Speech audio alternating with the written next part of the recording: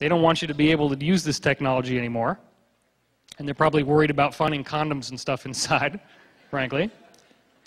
But that's not what it's built for necessarily. Maybe it was.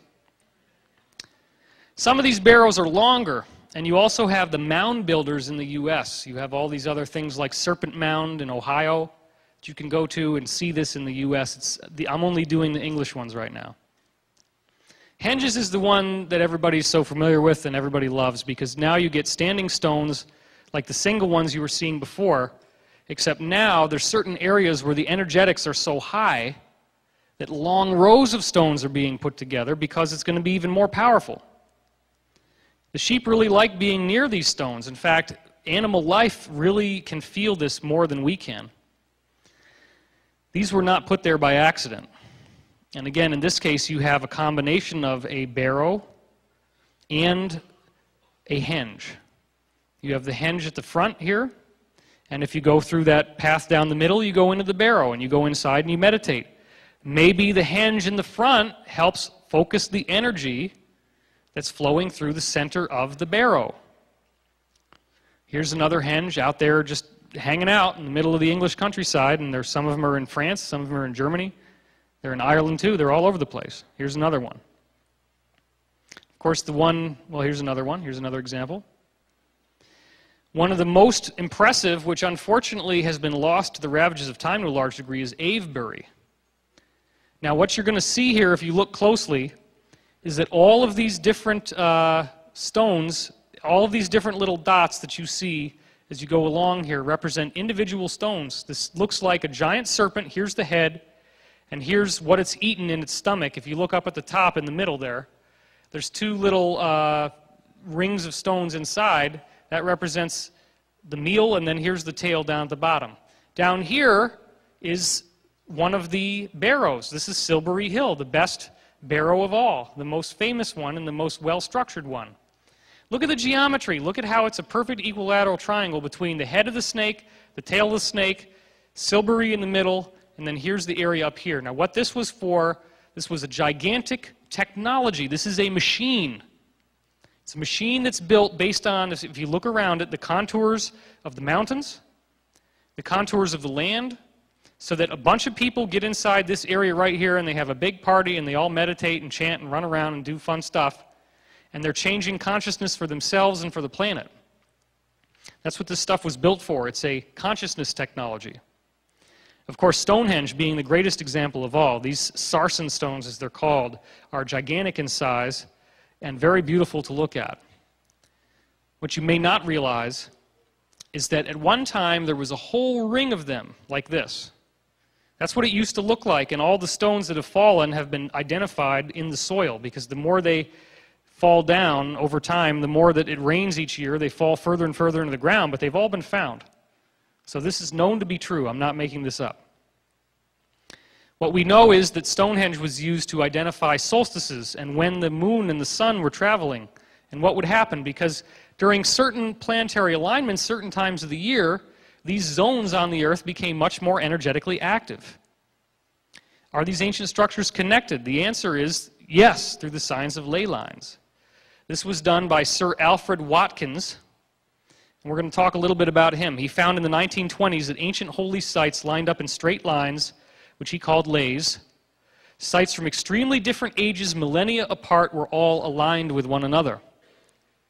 This includes the Neolithic Age, which is Stone Age, the Bronze Age, the Iron Age, and the Christian era. Now, he would use this camera to basically be able to look across long distances and see if things were in a straight line. And what you see here is the summary of a massive amount of research that he did. What you see here is every single one of these words is a different ancient sacred site. Nobody ever comes out in the open and says, oh, by the way, all these sacred sites are built in a straight line. It took a guy like Alfred Watkins to analyze this and discover it for himself. But guess what a lot of these things are? They're cathedrals. Do you think that maybe the Knight Templars knew that there was something going on? Do you think that maybe they knew to build on that line and not to build off the line? Do you think that maybe if you build a church which acts as a funnel for this consciousness energy, that if you build that domed roof for the church out of stone over that line, that it's going to harness more of this energy field from the universe, and that in so doing, it's going to become a resonator so that when you go to church, you're going to be experiencing a revelation, a higher consciousness? Do you think that maybe the stained glass window and the Gregorian chant music are creating harmonics that help you harmonize with the field? Absolutely. So here's some people from his Stonehenge club, the straight track club as it was called, the ley line hunters. Here's a barrow that had trees growing around it. Here's a similar ring of trees without a barrow. This is a natural earth effect caused by these energy fields because they do have circular formations. Well, it is a hyperdimensional effect. These are harnessing hyperdimensional energy because the hyperdimensional energy is what makes the matter that is building the stones. Let me say that again. The matter that makes these stones, the stone itself, the actual hard stuff, is built from hyperdimensional energy, energy from the time field that's flowing into our space-time. That's what, according to Dr. Dewey Larson, all matter is built from, is this hyperdimensional exchange between three-dimensional time, three-dimensional space. That's all it is. So, of course, you're going to get time anomalies, but it's also the energy that builds you. It builds your DNA, it builds your body, so when you get more of it flowing through you, you're going to have more health and vitality. And because it's the energy of your consciousness, because it is consciousness, it's also going to give you a more advanced intellect. So the way that we can actually prove that this global grid, these energy lines, has a hyperdimensional effect that can completely pull you out of our three space of length, width, and height, the three-dimensional world, is with the research of Ivan Sanderson. He investigated a massive number of different disappearances of ships and airplanes. What he did is he took everything from every single ancient, everything from the dawn of aviation, going all the way back to the first airplanes and even before that for the marine records. He looked for every case of disappearance since planes were discovered. And he found that the majority of what he was finding all clustered around 12 points on the Earth's surface. That's completely unprecedented. That's not mainstream information. It was done in the 1960s. This guy should have been treated with as much respect as somebody like Edison or Einstein or Alexander Graham Bell or the Wright brothers, because this is a huge discovery. 12 key points around the world in which planes and ships are spontaneously disappearing. He wasn't looking, he didn't have anything in mind when he started doing this. All he did is he looked up each one and he gave it a push pin, push pin, push pin.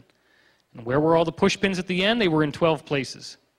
Even stranger is that the 12 places are not just haphazardly scattered around the Earth, they're all equally distant from each other. They're harmonically balanced with one another. They're all the same distance apart when you look to the ones that are adjacent to each other. If you connect the dots, you get a sacred geometry, which happens to be the same geometry that's in the polio virus, the same geometry that's in many other viruses at the quantum level, including HIV. But it's not just a negative, toxic thing like viruses. It's a very positive thing that's the fundamental building block of physical matter and biology and life. It's an icosahedron. Now here we go. This is the Bermuda Triangle. Obviously you know about this one. Believe me when I tell you that there are many, many airplane disappearances that cannot be explained, where they've never found oil slick or flotsam on the surface of the water. All they find is a missing plane. It's on the radar 1 minute, it's gone the next. There's no oil slick, there's no wreckage, nothing. And they don't find anything on the surface, on the bottom of the ocean floor either. It's gone. What happened is it's passing through a portal. It's passing through a time gate. A gate into another frequency of reality, a parallel universe in which time is three-dimensional. Here are the 12 points that he discovered with his push pins. Take a close look. You see the Bermuda Triangle off the coast of Florida. You see another one near Brazil in South America. You see another one here on the land in Africa, another one down here by Sri Lanka. You see one that's the Himalayan mountains, all that crazy stuff like the Master and Teachings of the Far East, Tibet, all that stuff up there. You got some that are out in the middle of the Pacific Ocean here, which is a real lonely area to get stuck in. The Easter Island is down here. And then you got one here, which is the Devil's Triangle, That's officially been declared a disaster area by the Japanese government. They do not allow you to fly or sail through this area.